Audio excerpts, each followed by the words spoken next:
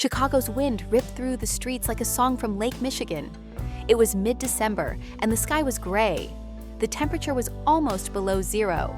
Taylor Swift, her face buried in her scarf, a light jazz tune in her headphones, was about to step into the corner McDonald's. But when she saw the crowd, she decided not to go in, preferring instead to open the app on her phone and order a Big Mac and a large hot chocolate.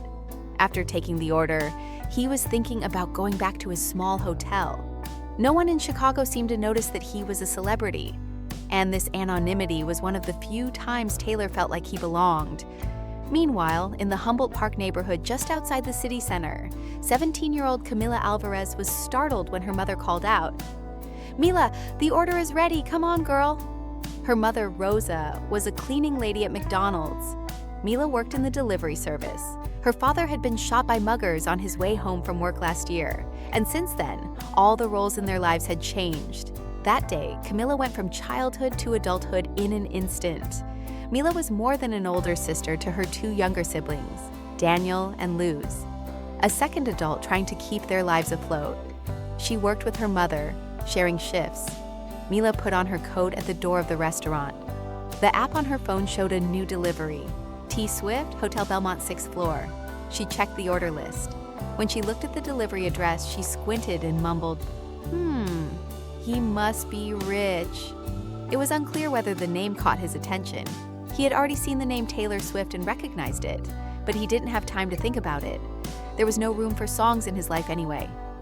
As he set off, he made a screeching sound as his feet dug into the snow, his breath rising like steam into the air. When he arrived at the Hotel Belmont, the staff noticed him. "Delivery?" one of them asked. "Yes," Mila said a little timidly. "I was told to take it to the 6th floor." She took the elevator. She looked at her tired eyes in the mirror inside. Her hair was disheveled, the zipper on her coat was broken, but at that moment she was only worried about delivering on time. Taylor answered the door on the 6th floor. She was in her house dress, no makeup, but with a bright face. She smiled. "Hi," Taylor said. "Delivery?" Mila bowed her head and held out the package. "Bon appetit," she said quietly. She was about to turn around when Taylor called out, "Wait! My hands are full! Can you close the door?" Mila turned and helped. As the door closed, Taylor paused for a moment. "You deliver in this weather?" Mila shrugged. "Every day." Taylor looked at Mila for a few seconds. Her face was tired but straight. There was something untold behind her eyes. She wanted to ask something, but she kept silent. "Wait," he said again. He found his wallet and handed her $40 as a tip. Mila looked surprised. "That's too much, ma'am," Taylor smiled. "It's not too much. It's what you deserve." Mila thanked him and left, but Taylor didn't close the door. He looked out the window, watching Mila's silhouette walking downhill. His heart was beating fast for no reason. There was something about this girl. It was as if she had popped out of stories lost in time. Downstairs, Mila looked at the money in her pocket. The tip would be enough for her groceries for the week. "Thank you," she whispered to herself. But she, like Taylor, had noticed something. The woman who answered the door was somehow familiar. Under the gray skies of Chicago, they had unwittingly opened a small parenthesis to each other's story. Nothing had started yet. But maybe something had started. That night, Taylor twirled his cell phone in his hand as he watched the hazy lights of Chicago from his hotel room window. His eyes often drifted off into space, his mind fixated on the sadness he saw in the eyes of the young girl standing in his doorway. He smiled. "I didn't even ask her name," he murmured. What a shame. The next morning, the first thing he did when he woke up was to call his manager. "Is there anything we can cancel today?" he asked. "Taylor, we were supposed to rehearse with the producer today, but cancel it. I want to get out on the streets today." When he set out for the inner suburbs of Chicago, all he had with him was a gray hat and a long coat. No one knew or cared who he was. It was like a gift, like she was free to move around like other people. She walked briskly, finding yesterday's delivery receipt on her phone. Mila's username appeared in the app, Milalvarez94. Taylor stopped by a McDonald's. It was only 10 o'clock when he walked in. The place was spotlessly clean and smelled of lavender. The young girl working the register looked at him and smiled. "How can I help you?" "There was a girl who delivered to me yesterday. Her name was Malay. Can I talk to her?" The girl at the checkout was surprised. "Well, Mila is in the back right now. She's cleaning, but I'll take a look." Taylor sat down. A few minutes later, Mila arrived, her hands soapy and her hair pulled back in a ponytail. He was stunned to see Taylor. "You ... "Hi," Taylor said with a slight smile. "We met last night. I didn't get to thank you." "You don't have to thank me for the tip," Mila said, her eyes still shyly averted. "No, not just thank you. I just wanted to have a little chat with you, if that's okay, of course." Mila tilted her head in surprise. "So, now?" Taylor winked. "How long till your break?" 20 minutes later, the two of them sat down in the small park across from the branch. It was still cold, but the 2 cartons of hot chocolate Taylor had brought with him slowly began to melt the silence. "Taylor," he finally said, "I didn't say your name." "Mila," Mila replied. "Camilla, but everyone says Mila." Taylor shook his head. "How old are you?" "I'm 17 years old. I didn't graduate. My father passed away last year." "Since then," he continued, looking at the wet stones on the ground, "I had to grow up to support my brothers and my mother." Taylor blinked slightly. "I'm sorry, Mila." Mila shrugged her shoulders. "We're used to it. Life sometimes doesn't go the way we want it to." Taylor was silent for a few seconds, not taking her eyes off Mila's. Then she asked gently, "So, if life were different, what would you most want to do?" Mila turned her gaze to the mud on the floor. "Playing the piano. Actually, I can play, a little. My father bought me an old keyboard when I was little. It was broken, but I managed to make it work. Sometimes I play at night with headphones." Taylor's eyes lit up. "Are you serious? Do you compose?" "Sometimes, but most of the time, I just linger with the melodies like a dream. But not real." Taylor nodded. "I'd like you to steal me a day." Mila smiled. There was a warmth stirring inside her, a confidence and joy she hadn't felt for a long time. There was someone else watching them at that moment. Mila's neighbor, Mrs. Pina, a retired music teacher. She was sitting on the bench looking like she was reading her book, but her eyes were fixed on the two of them. She didn't recognize Taylor, but seeing Mila chatting with someone beside her gave her hope. Finally, Mila had someone who valued her talent. The brief conversation that began that day in the park was unknowingly opening a door. That evening, Taylor couldn't hold back tears as he listened to a video of a little melody Mila had written. For the first time, even for a day, Mila felt seen, recognized, and Taylor for the first time fell into a life story like falling into a song. Taylor texted Mila the next day, "If you're free, I want to pick you up. I want to show you a place where we can play together." When Mila saw the message, her fingers trembled for a moment. She hesitated. She wrote back, "Okay, but my outfit is not very appropriate." Taylor drove up to his door without even writing back. An old woman greeted him at the door. "Mrs. Pina?" "Hi, I'm Taylor," he said, shaking her hand gently. "I'm Mila's neighbor," Mrs. Pina said. "I noticed you. I saw a spark in that boy's eyes yesterday, like a star that hasn't burned for a long time." Mila was shy when she left the house. She was wearing an old jacket. Her hair was hastily tied up, but there was hope in her eyes. It was like the sprouts of a sense of belonging. Now she could say that she, too, existed in this world. When they got in the car, Taylor turned down the radio. "I'm taking you to a recording studio," he said. "I want you to play me something. We can record together, just for fun." Mila swallowed. "I'm not a professional." "I wasn't once," Taylor said. "The important thing is that you want this job and that you commit to it wholeheartedly." When they arrived at the studio, Mila's eyes widened. A grand piano behind glass walls, microphones, headphones, lights. Everything was like a dream house. Taylor sat Mila down at the piano. "Whenever you're ready." Mila took a deep breath. She put her fingers on the keys, and she started playing. The first few notes were shaky, but then It was as if a voice that had been silenced for years was suddenly released. The melody was sad but elegant. It was like the voice of a young girl who couldn't express her feelings in words. Taylor closed her eyes. Her whole body felt the melody. When the piece was over, everyone in the studio was silent. Taylor tried to hide her tears. That was incredible. Other people need to hear it. Mila was surprised. No, Taylor shook his head from side to side. We can't hide this. I promise. I'll let the world hear your voice, but first, we have to teach you to trust. Mila bowed her head. Even my mom didn't hear this piece. She's so tired. She's always at work. I'm at home taking care of my brothers and sisters.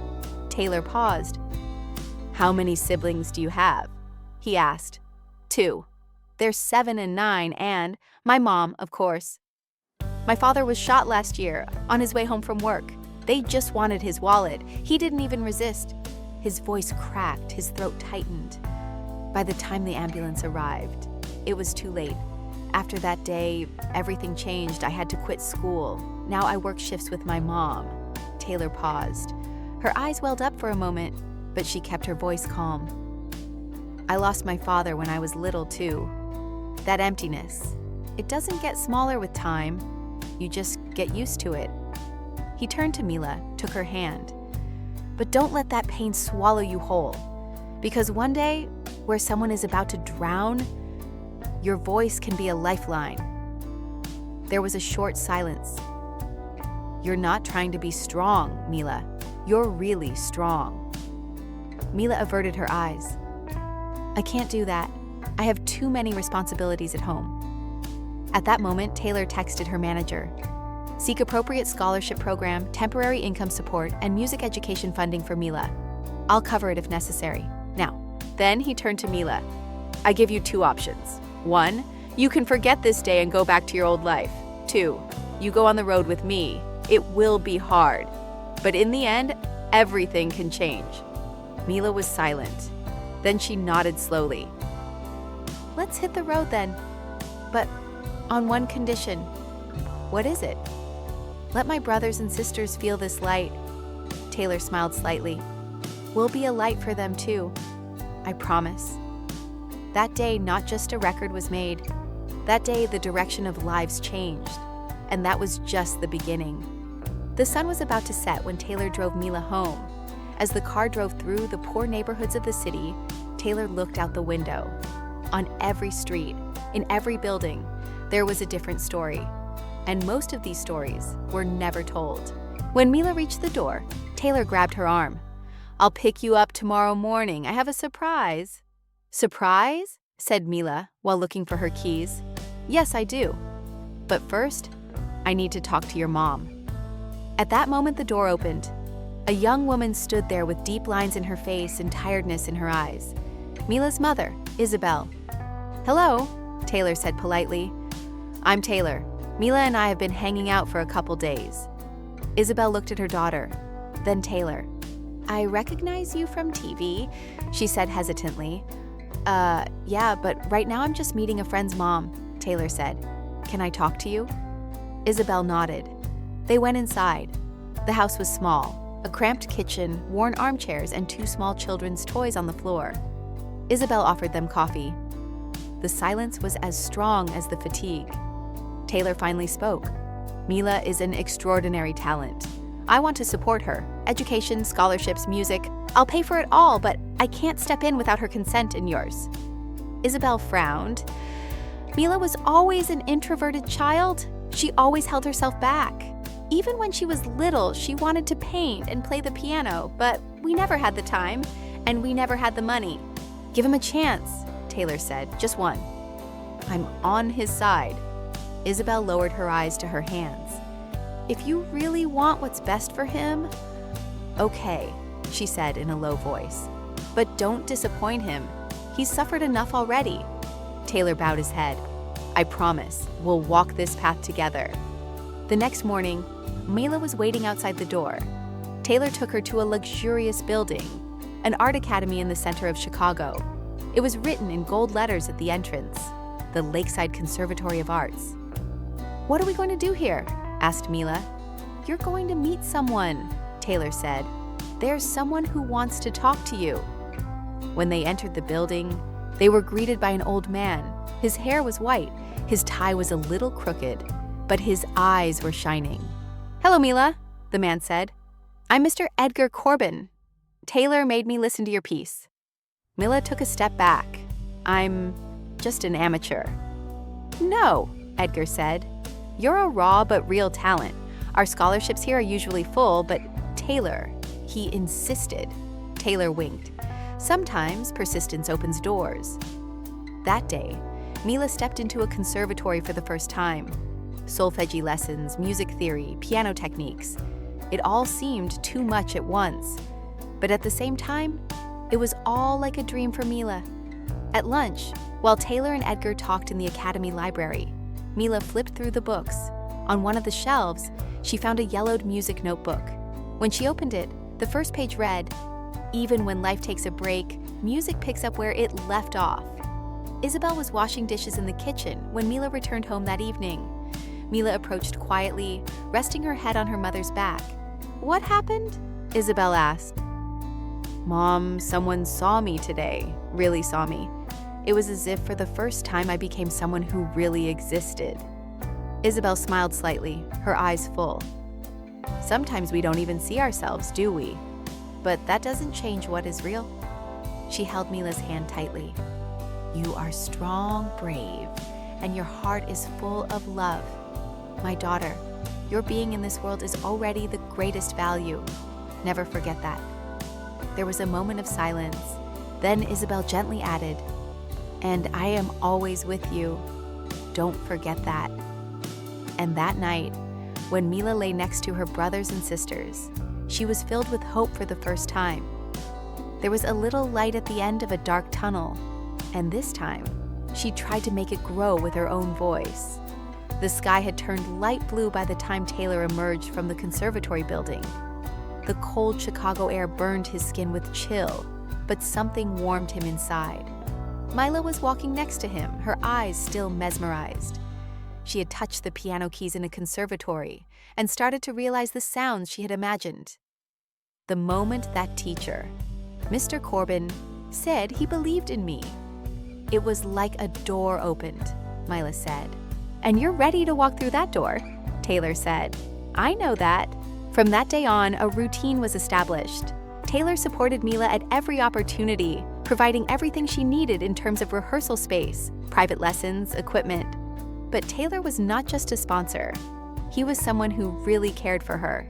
She often met with her mother, Isabel, and her siblings, helping to transform both Mila's talent and her life from the ground up.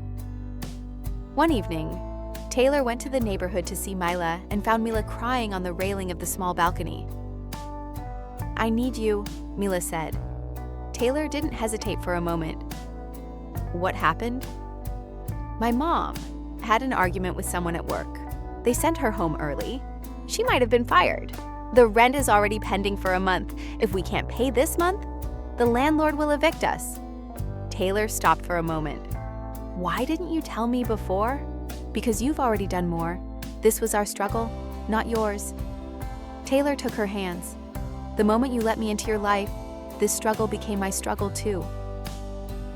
That night, Taylor called her manager, reached out to her accountant, met with her lawyer. By morning, Isabel's old workplace had been contacted, a new position had been arranged, the landlord's rent had been paid, and 3 months' worth of groceries had been sent home.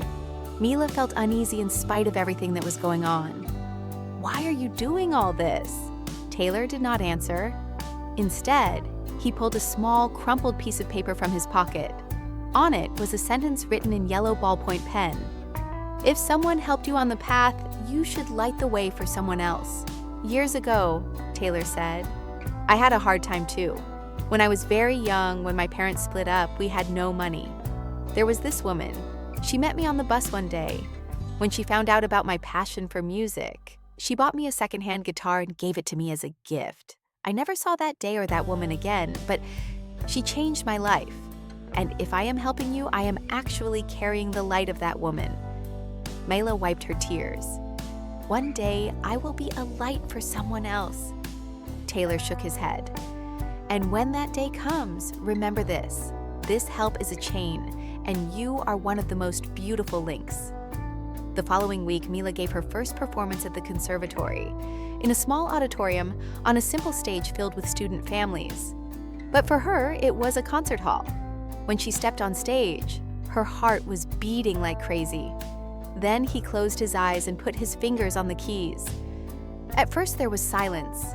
Then came the sound of the piano, clean, strong, and full of authenticity. It was as if everyone listening was mesmerized. At the end of that night, Edgar Corbin came on stage. He adjusted his glasses and he just said, "Today we witnessed the birth of a new star." In the back row, Taylor stood up and clapped, then Isabel, then the whole hall. After the performance, Mila embraced Taylor backstage. "For the first time, I felt like myself," she said. "I felt like I really existed and wasn't just a shadow." Taylor touched her forehead lightly. "You've always been there. It's just that now the world realizes it." A few days after the concert at the conservatory, a small headline appeared in the Chicago Tribune. A miracle that started with a McDonald's order, a young musician rising with Taylor Swift's support. The news article talked about Mila, her family, and Taylor Swift's silent help and support. But what really stood out was that a video of Mila's performance was shared millions of times on social media. They described her not only as a talent, but also as an inspiration. Taylor didn't issue a press release in the face of this attention. Instead, he moved on to new plans with Mila. "Music is not just sound," he said one day, taking Mila to his studio. "Sometimes you can tell people's hearts in a melody as short as a sentence. You can do that." When Mila stood in front of a recording microphone in the studio for the first time, her eyes filled with tears. "If my father could see me here." Taylor touched her shoulder. "Your father sees you. Every time you play, his memory lives on." That day, Mila recorded her own composition inspired by her father's favorite melody. She called it "For the Unforgettable," and it quickly went viral on social media. Taylor also posted the track on her YouTube channel. 3 million people listened to it on the first day. Mila's story was no longer just a miracle. It was a symbol of hope, effort, and a hand reaching out at the right time. Months later, Mila was now studying at the Chicago School of Performing Arts on a scholarship. Isabel was working a part-time job, and when her siblings came home from school, they would yell at Mila, "Our sister is on TV." And one day, a special letter arrives in the mailbox. "Ms. Mila Rodriguez, your application has been evaluated within the scope of the New York Philharmonic Young Talent Program, and you have been invited to the final audition." Mila took a deep breath after reading the letter. She wanted to show it to the first person who knocked on her door. She ran out into the street. Taylor wasn't there, but there was something else tucked inside the mailbox. Mila's story was no longer just a miracle. It was a symbol of hope, effort, and a hand reaching out at the right time. Months later, Mila was now studying at the Chicago School of Performing Arts on a scholarship. Isabel was working a part-time job, and when her siblings came home from school, they would yell at Mila, "Our sister is on TV." And one day, a special letter arrives in the mailbox. "Ms. Mila Rodriguez, your application has been evaluated within the scope of the New York Philharmonic Young Talent Program, and you have been invited to the final audition." Mila took a deep breath after reading the letter. She wanted to show it to the first person who knocked on her door. She ran out into the street. Taylor wasn't there, but there was something else tucked inside the mailbox. A small handwritten note. "Every second you believe in yourself, you give hope to someone else. Now it's your turn. T." That day, for the first time, Mila booked a plane ticket on her own. She was on her way to New York to the audition. Years later, on stage at Madison Square Garden, thousands of people were applauding him as he stood at his piano. Before he started playing For the Unforgettable, he spoke, "This piece is for those who believed in me. To my father, my mother, my siblings, and to a woman who ordered from McDonald's and showed me the way on what seemed like the most ordinary afternoon of my life, Taylor Swift." And so, a quiet story that began in the slums of Chicago became a worldwide inspiration. Because sometimes it all starts with an order, and everyone finds themselves in a melody.